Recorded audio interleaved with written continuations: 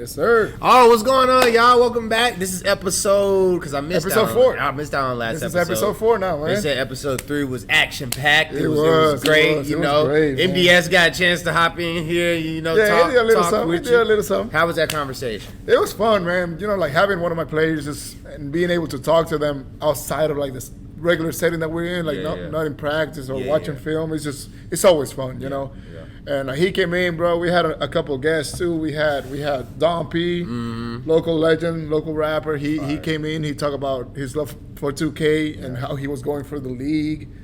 He told us a funny story actually, that he was actually so invested in going for the E League, the 2K League, that he forgot to pay his bills, and his powers got cut off randomly one day. Like that was just really funny, man. We got a chance to just talk about esports in general and like how much they have impacted society and culture recently, you know. But man, it's good to have you back, bro. I know, man. It's good to be back. I was tapped in. Shout out everybody in the chat. I didn't call in, but that's the great thing about AMP. You guys can call in and talk to us. You know, Coach, we're on episode 4, so I feel like we've gained a couple of new followers, a couple of new faces that's tapped in with Coach's Corner. So I think we should, reintroduce ourselves just to let people know how we got introduced to esports and, what's been our journey with it. So my name is Ismael Diaz. I go by Coach Maelo. What's up, Paper Cash in the chat, bro? Like, that's one of our guys right there. But yeah, I go by Coach Maelo. I'm the head coach for Hawks Talent GC, and that's the NBA 2K League affiliate of the Atlanta Hawks. I recently started just coaching esports like 3 years ago, I want to say, with the Dominican national esports team, and that was like my first big experience in the esports world, and kind of like made me realize how much of a career I had there, you know. But yeah, I've always been a gamer. I say that all the time. Like, gaming is a big part of my life. Yeah. And it's gonna be that way till the day. Till forever. Yeah, you know what I'm saying. And your favorite 2K? It was 2K16, I believe. Okay. 2K16, I believe. All right. Yep. How about you, man? So I'm Manni Supreme. I do radio here in Atlanta for Sirius XM and Hot 107.9 for Radio 1. But I'm also the content creator for Hawks Talent GC. So every time you see the games getting ready to get started, sometimes I'll hop on stream and host. That's what I do. That's what I do so far for esports. But, I got introduced to 2K and the whole gaming world for real with NBA 2K13, man. Shout out to the legendary Jay-Z soundtrack. That was really when I started my journey with 2K, and then, I was a PSP type of guy, so, I had 2K on there. So, I've been able to play 2K on different consoles as well. So it just created my love and passion for it, which has been our main point of topic for this upcoming 2K. Yes, with it being cross-play, and finally letting the debates rest, and we can see which community. Man, that's gonna be fun. I feel like that's gonna just like elevate our community so much more. The same happened for all the other games, like shooting games, fighting games, that kind of like transition into the crossplay area. And the community just grows, like everyone's more excited about the game because of that. Like, you can play spending more time on it, spending more money. It makes more sense for the companies to do that, and like hopefully there's less traffic on the road because people are locked in at the house playing the game. And I actually have some news for you about 2K24. Really? I was reading on Twitter, and someone told me that this year the My Career aspect of the game is going to be a little bit different. You know how like the last couple 2Ks you had to do like a whole bunch of quests, like walk around the city. I was trying to start a new player and I quit simply because the quests are just insane. Like, so apparently all of that is gone now. It's more about hooping than actually like becoming a rapper or a model. And having to respond to crazy stuff. Yeah. So all that stuff apparently is not going to be the same way it was I don't know how it's going to be, but it's not going to be just as intense as it was in the past, Yeah, for sure. And talking 2K, man, 2K League. Let's quickly touch on the 2K League. Sorry about that. So how many teams are in you guys' conference? So the 2K League is comprised by 25 teams total. We have 13 teams in the Eastern Conference and 12 in the Western Conference. We, the Hawks, we are on the Eastern Conference. But the way the season works is like they divide the conference in 2 different groups. So we were in a group with 6 other teams, making it a group of 7, and then there was a group of 6. Now we're in the last tournament of the season before the playoffs in the championship, and that's the turn.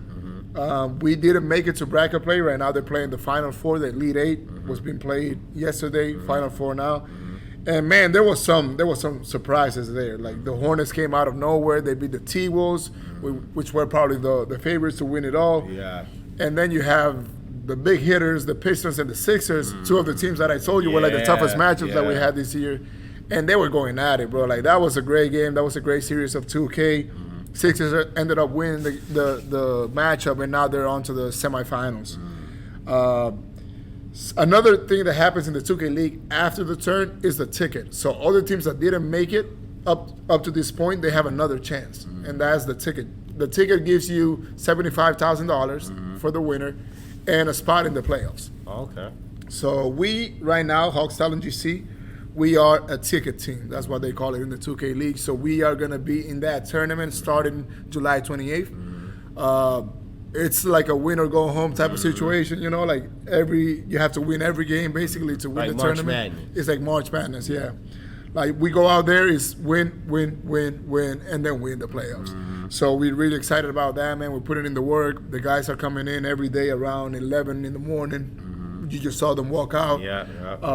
So yeah, like we're putting in a lot of work, 6, 7, 8 hours a day, just trying to get ready and like give our all in our last chance this season. For sure.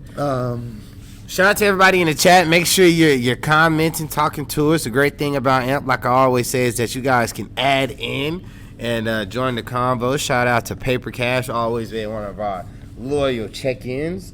So, Coach, I mean, let's talk about it. How do like the awards work with the 2K League? Yeah, so that's actually it's been like a really hot topic of conversation right now amongst the 2K community, because this year there's more awards than ever before, and the prize money is bigger than it was in the past. So like all those guys are really grinding for them awards. So it's very similar to the NBA. Like you get a Coach of the Year award, you get a MVP, DPOY, Rookie of the Year.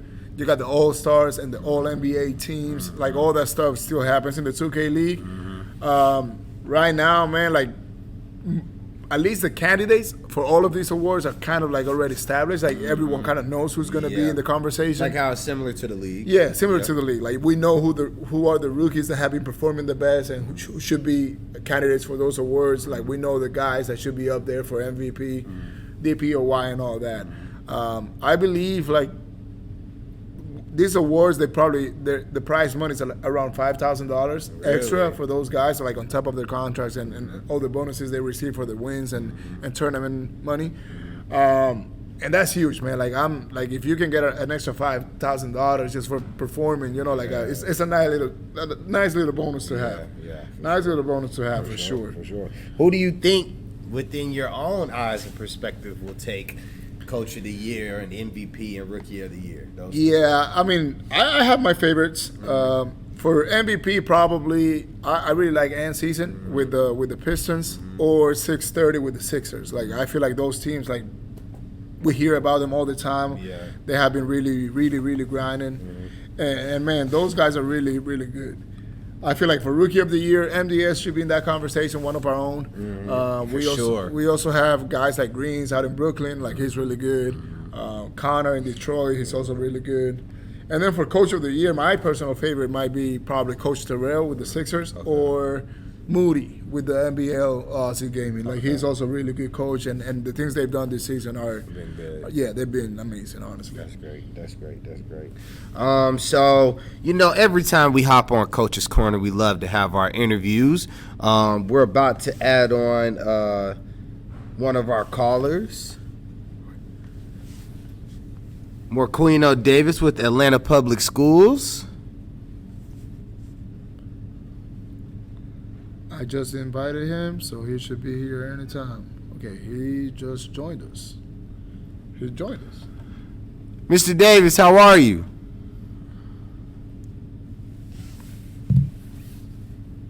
I want to make sure you can hear us. Hey, Coach, can you hear us? All right, cool. I think my mic is muted. Am I fine now? Say that one more time for us. I said, I think my microphone was muted. Am I fine now? Oh, yeah, that's perfect. How are you? Man, I cannot complain over here playing some 2K right now listening to y'all. Are you in my career? Are you doing a quick game? Bro, I play my career all the time. Usually my team gets on around like 5 or 6. Okay. After they all get off work, we work it, man. Yeah. And That's fire. For the rest of the day, I play with some randos. I had some good randos today, actually, so it wasn't that bad. That's So where do you spend your time at? The rec, the pro-am, the park? What's your favorite game mode? My favorite game mode is the rec. When my friends and I together, we usually play some pro-am because we in a group chat with like 30 of us. Mm-hmm. Damn. And you always have somebody to run with.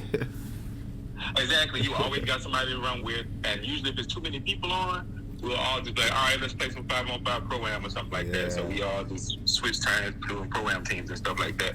But my favorite is the rec. I love the rec too, man. Like I feel like the rec is like kind of like therapeutic. Like I was telling Manny the other day, like when you go to the rec, it's just like you just disconnect from reality and just like play, just hoop, like straight hoop. Right. I like the fact that when you play, what they change is another thing with the randos is they're very impatient. Like if they don't get the ball right away, they want to call. I think we lost you, Coach. I think you might have muted yourself again.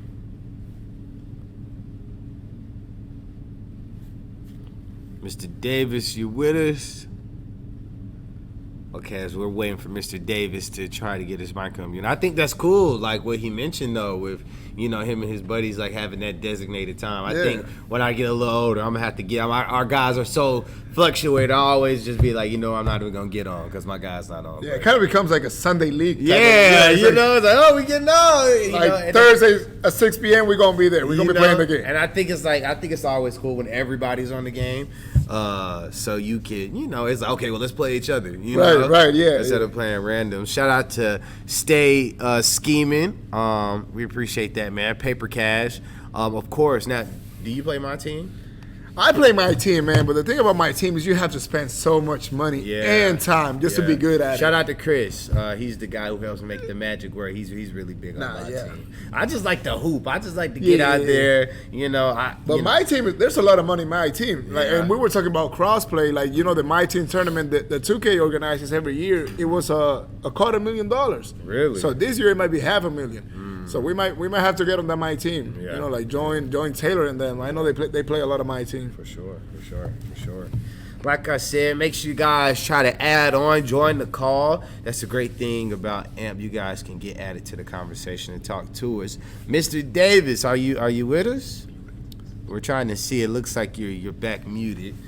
We just had a couple of more questions. As we wait for them, let's talk about gaming and memories, Coach. What can you say has been like certain memories when you played the game has like really evoked you? Like you will always remember that moment while being on the game. Man.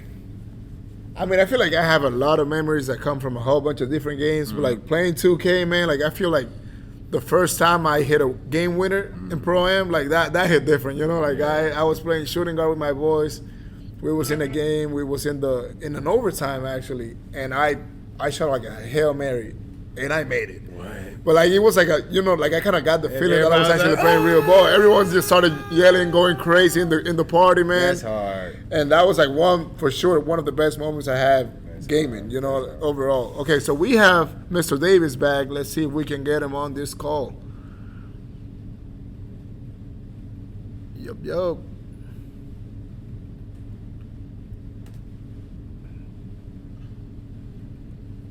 Okay.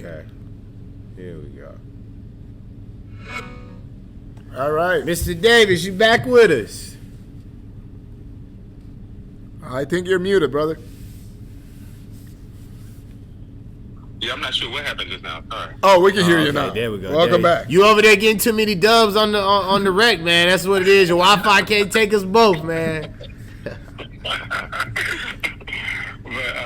I think I was in the middle of telling you about what I liked about the rec. Yep.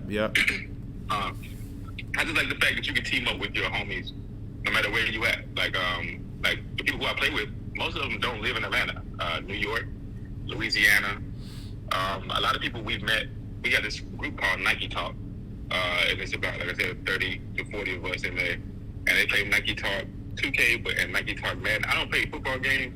It's too much stress for me. I'm trying to keep my stress levels down from all the glitching. But I definitely am in the Nike Talk 2K joint, and it's pretty lit. Like I said, I just like the fact that you can play with your friends at any time on the same team, and just build some chemistry and some memories. Yeah, no, I love that too about the rec and the park, and just like the online experience that 2K has brought. Like we were talking the other day about like playing with your friends on your couch in your living room, and like that kind of was like the peak gaming experience back in the day. And now we kind of have that at any time, anywhere we are, and like that's something that we got to be grateful for. Right, exactly. Sure. So man, like tell us more about your love for 2K. Like what was the first 2K you played? What's your favorite 2K of all times? Oh, I'm not even gonna lie. My 2K experience was kind of slow. I started off slow. I think I played 2K in 2K15 or 16 was when I first started. And that's because I was an NBA Live person, man, the whole time. And it's just the fact that I thought, okay, NBA Live is gonna be a way better game than 2K will ever be. Right. And then I just had to admit that at one point admit that 2K was way better than NBA Live. So you joined the dark side. My friend was like, man, you said what? I said you joined the dark side. I did. That's what happened, man. I was like, nah, man. There's no way that 2K is gonna be better than NBA Live. And then all my friends were playing, and I was like, well, y'all right. I hate to admit it, but y'all are right. That's exactly what happened. My favorite 2K, I'm not with that. It's whichever the 2K is, the current one is my favorite one at the time because they all got something that they add to it. Well, I'll tell you my favorite thing about that they added to this one. I heard y'all talk about the quests and stuff, about too many quests. Yeah. I like that. I like adventure games. I like adventure games as well. Like I'm addicted to. I was addicted to playing Hogwarts. I think I beat that in like 2 weeks. But they had like some of the same stuff, like doing those quests and stuff like that. So I like the fact that it's not all pay to play. They let you. They give you the opportunity to gain some VC.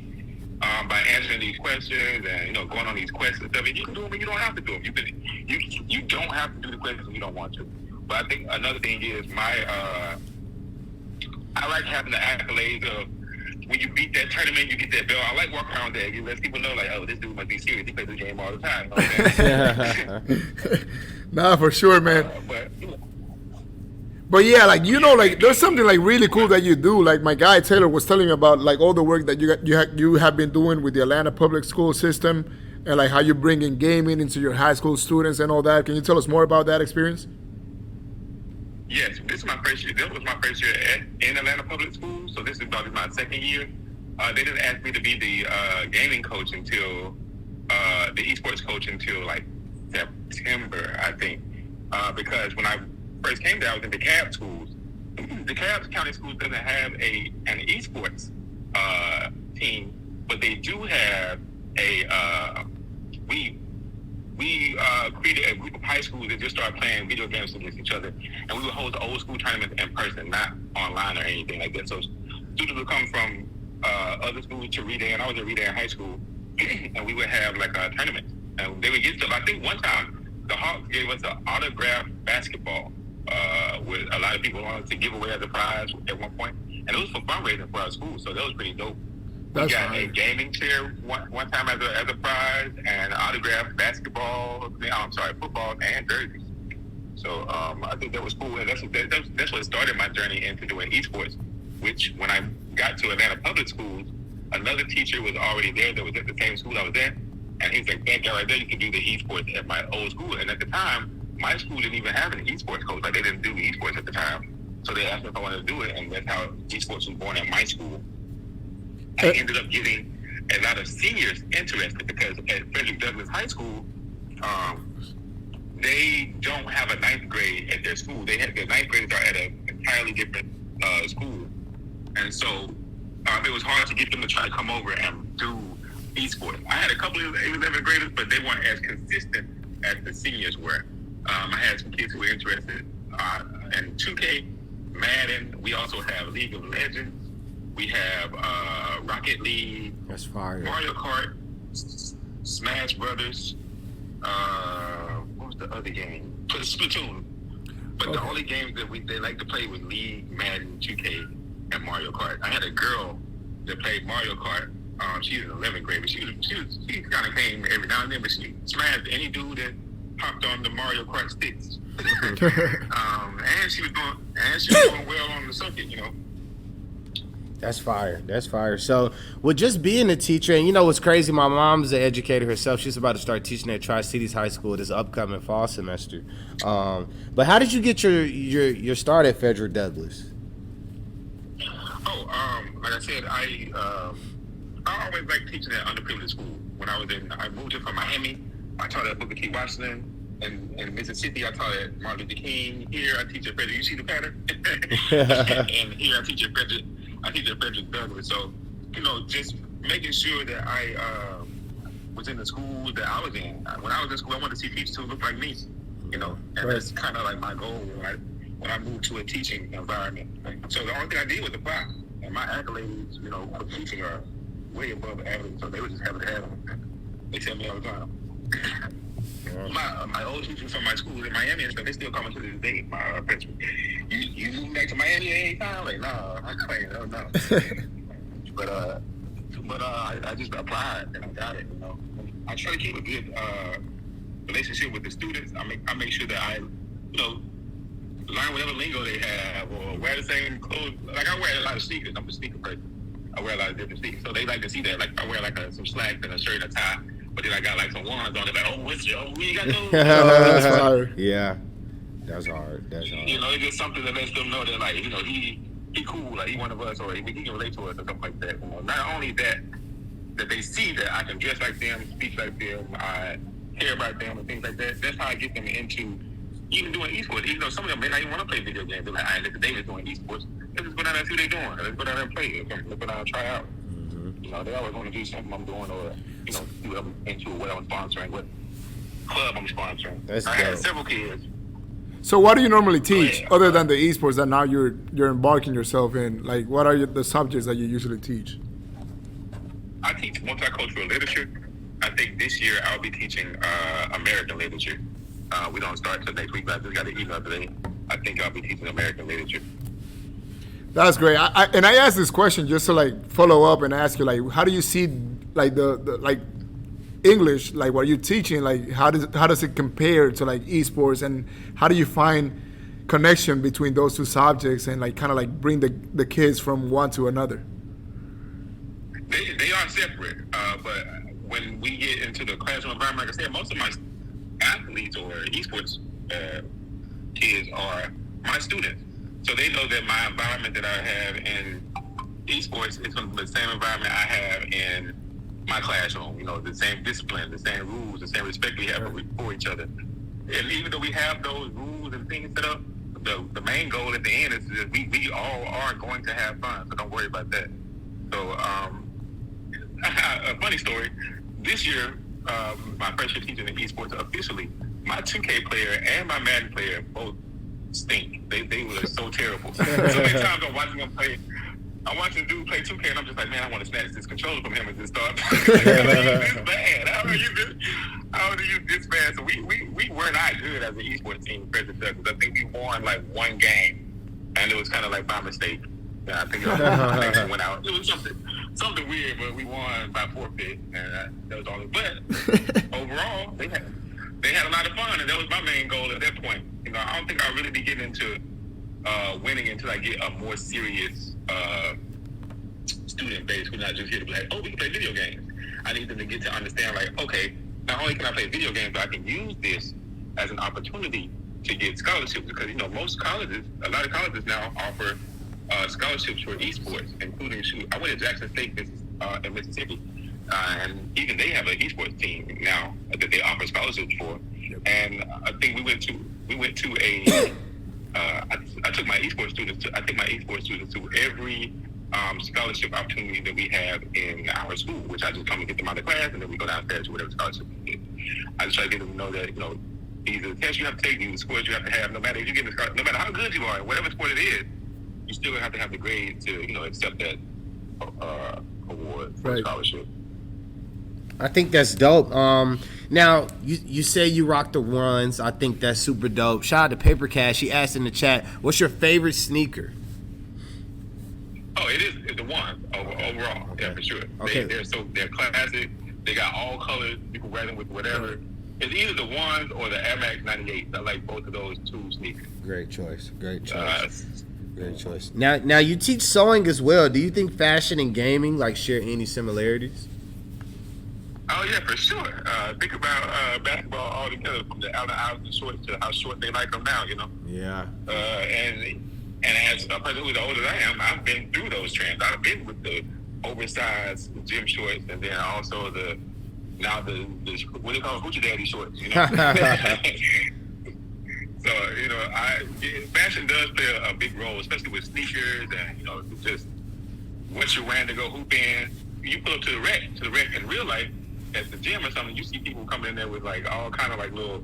Their bag is Gucci or something like that. Something crazy, especially over here at LA Fitness over here. So, and even in NBA games, when you see them walk out in the front, the whole fashion show at the beginning of the games. Yeah. Is it like that with the Hawks esports? Do the players come out with Yeah, man. Yeah, like those guys are really into fashion, bro. Like we hit like our rookie MDS, like that guy is always rocking different shoes. Like every single practice, he will come in with new shoes or like new drip, and everyone's like, "Man, what are those? Like, where you get them?" It's always a conversation about fashion too in this building right here. Man, I wanted to ask you, like, and you kind of touched on it a little bit with the scholarship and all that, but like, what do you think the addition of esports in high schools in Atlanta? What do you think that means for the city and the youth? It means a lot, man, because you have to have an avenue to where it's something for everybody to be interested in. Like, it's a new day. Like, when I was in school, of course, we didn't have this opportunity to play video games in school. That's insane. You know what I'm saying? You get in trouble for bringing like a PlayStation or Xbox or something to the classroom. Right. I think it's really dope what they're doing for these children. Making sure that they provide every opportunity that they can to make sure that they stay interested in the education. Because, to be honest, a lot of students don't need education as an opportunity to make their future bright. Because they can drop out of school and they get their own business. Get certain licenses to become. We had a kid that really kind of didn't need to go to high school because he was going to trade school, and he was gonna get his GED, but he was already in 11th grade. And I was like, why are you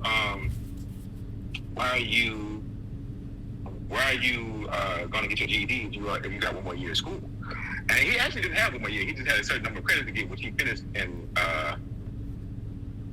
summer school this year. I did summer school as well.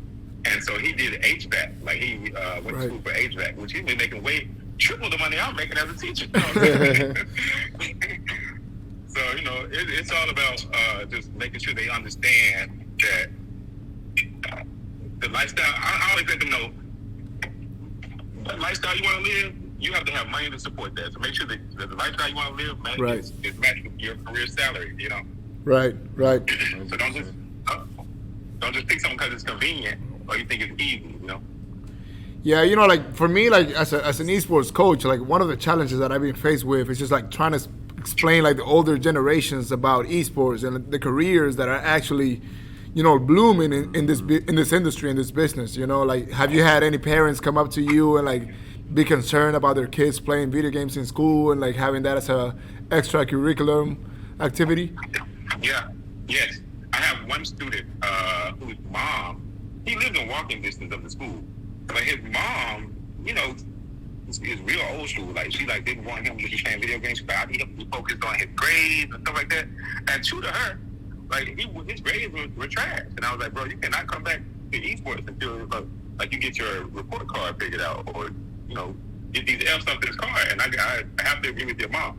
So he didn't come back, but he was in 10th grade. He's like, I'll see you next year, Coach D. Like, I'm going to do everything I can to join your esports team next year. And he saw how much fun we were having, like, just tournaments and stuff like that. And I think we went to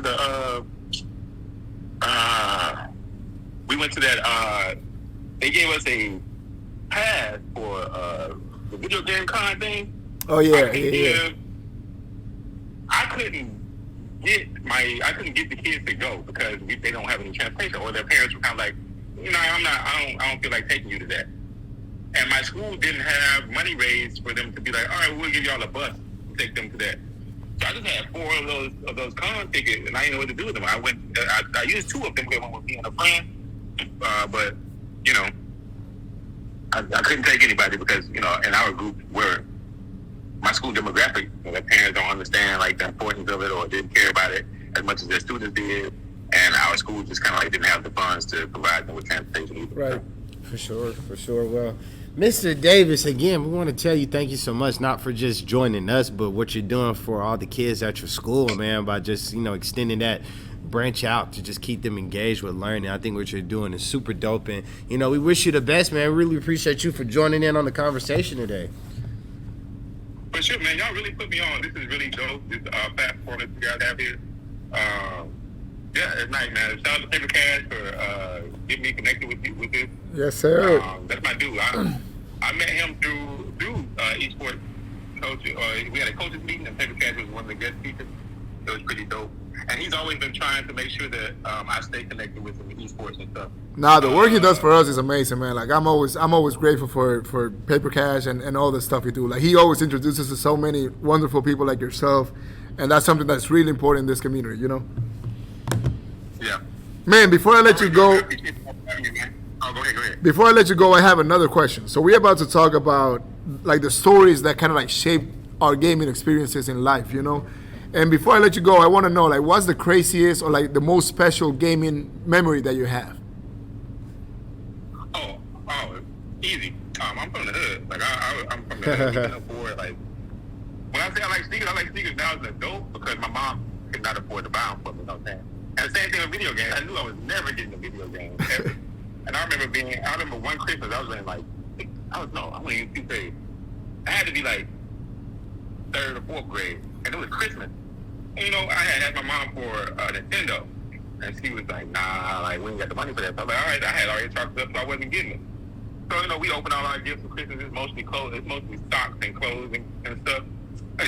And so later on that day, she was like, "Hey, why don't you go in my room and get whatever, something random out of her room?" I go in there, the Nintendo is hooked up to a TV. I'm like, bam! What's going on? So my first gaming system, man, was my most special gaming memory, and just the way that. Nah, that's a great story, man. Thank you for sharing that, man. Yeah. For sure. Yes. So again, we appreciate you for hopping in, man. Best of luck to you, and thank you for all you're doing to help connect esports, man. For sure, man. No problem. Thank y'all, man. All right, take it easy, man. I'm gonna definitely try to be a frequent listener on this show. Okay. Thank you. Right, thank you. Appreciate it. All right, now.